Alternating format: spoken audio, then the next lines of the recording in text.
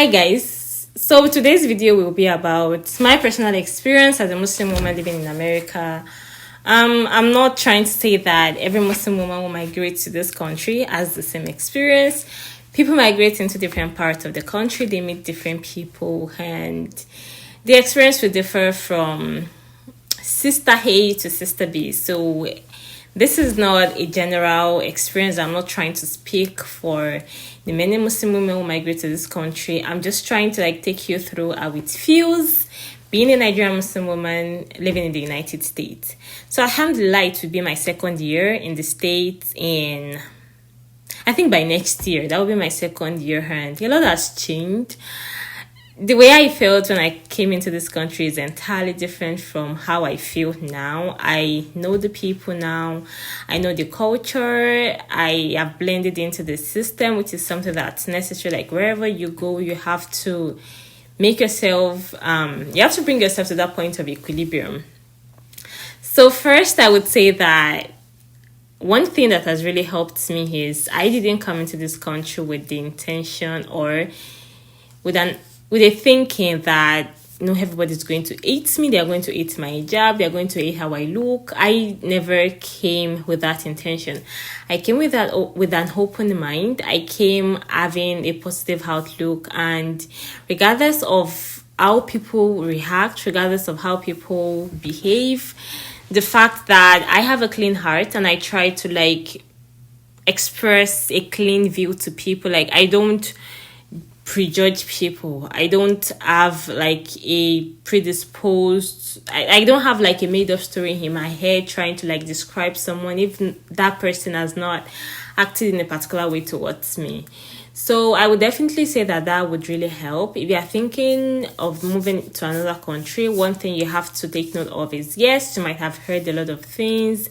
Your friends, people living in the country might have told you, okay, this is how things are here. And I'm not saying you should disregard what people are telling you, because people who live in a country definitely would have more experience and they would be able to relate more. But what I'm saying is, regardless of what you've thought, what you think, regardless of what you are told, try to come here with an open mind. Try to come with a clean heart, so that when you see people who do not judge you and who do not say bad things about you, or who are not, of bad behavior to you, be able to appreciate them, and you'll be able to see them beyond where they have from or their religion or anything. You'll be able to see them as humans.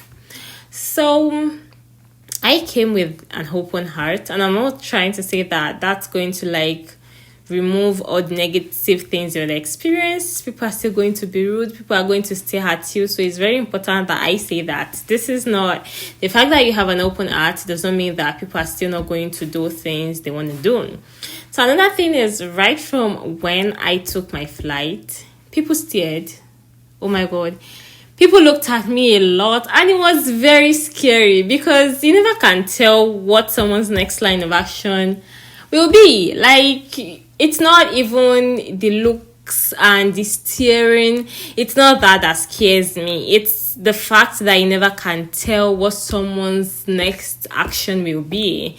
You never can tell how poisoned someone's heart is. Someone can just walk up to you and do crazy things. So that's the scary part. And people looked at me a lot. Oh my God, it was so awkward. I was so scared, because this was a new environment. I was seeing new faces. I traveled and I didn't see anyone that looks like me in the plane. There was not a single person that looked like me. So that was really scary. And again, that was my first flight. SubhanAllah, I can't just explain how scary that was. But alhamdulillah, when I got down, people helped me. People who were not Muslims helped me. People, volunteered to help. When I asked people for help, they did help me. No one showed that, who are you from? You look like an alien. No one showed that attitude towards me. And I would say that settling in school, I just, try to give people the excuse that even back home in my country, not everybody's going to like you for how you dress. People are going to, have their own impressions. People are going to have their own thought of, oh, this girl is oppressed. She's this, she's that. So I try to, just give people that that excuse that, you know what, regardless of whether I'm in another person's country or regardless of whether I am in my own country, you still have to give people excuses. Like, people have heard things about how you look, how you dress, the language you speak, and all of these things, your accent. So don't just be harsh and don't just judge them and just shove them off and just have, oh, nobody likes me, this place is not a good environment. Try to, give people excuses. And another thing is, I would not say that it's not hard here. It is hard, because when I first came last year, I experienced like 3 different types of verbal harassment. Like, people literally walk up to me or shout from a distance very horrible things, and there was nothing I could do. I just stood there and smiled,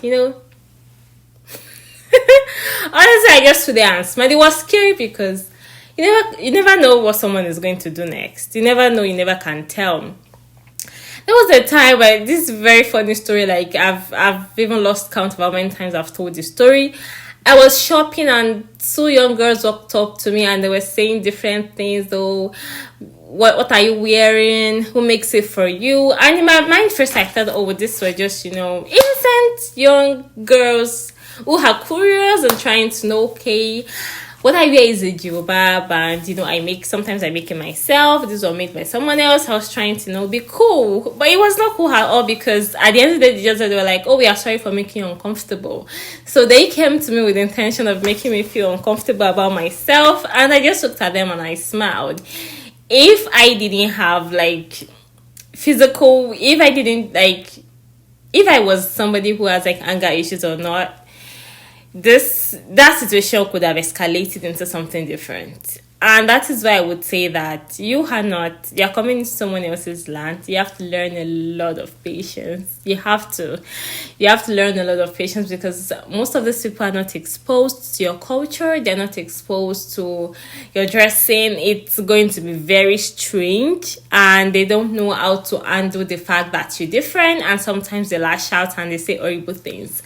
So, another experience I had, there are just so many times I faced this verbal harassment, and it doesn't really get to me, because it's something I expected. It's something that, I just knew right from time that would happen. So I wasn't too shocked. But what I would say is, be very careful, because aside from, being verbally harassed, you might say, it doesn't matter, but you never know. It starts from verbal harassment, and the next thing you know, someone is doing crazy things. And that is why I would say that you have to be very safe in this country. Like, you have to make sure that you're safe. You have to be vigilant, and you have to look everywhere. When I wear my hijab and wherever I go, I look left, right, and center, because you never can tell. I know it's not good to live in that state of fear, but I would say that it's just beyond my control. There is absolutely, I'm not going to change myself. I'm not going to change what I do because I don't want to be stared at. It's fine, but you have to be careful when it comes to your life, when it comes to your safety. You have to be safe. Your safety comes first. And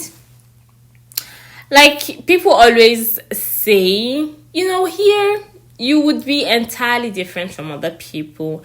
And one final thing I want to say here is, don't be pressured to do things you don't want to do because you are in America or you're in someone else's country and you should blend into the system.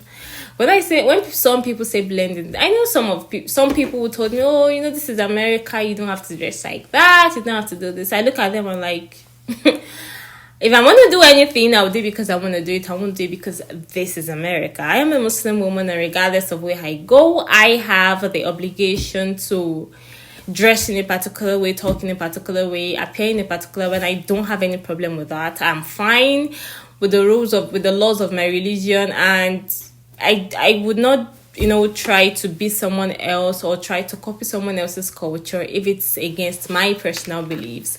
So this is something that everybody has to learn. At any point in time, at some point in time in your life, you would have to go to an environment where you're strange or you are a minority, and that is something you have to learn. You have to learn how to be yourself, retain your identity, even if you're in the midst of like strange people.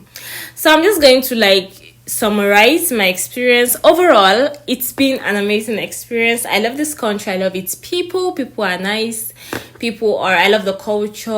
I love some of the food. I love the environment. And just like how it is in my country, not everybody will like you. Some people will judge you. Some people will predict how your life is going to be, like they know any better. Some people are going to say strange things. I would just advise that, forget about what people think, forget about what people will say, live your life, blend into the system. Like, don't be afraid to pursue your dreams. Don't be afraid to meet people, talk to people. And most importantly, don't judge every person you meet as like, oh, this person is the same as the person I met last week or anything. No. People are going to be different, and you're going to have different experiences based on the type of people you meet. So this will be the end of my video today. Thank you so much for tuning in, and I will see you in my next video. Bye.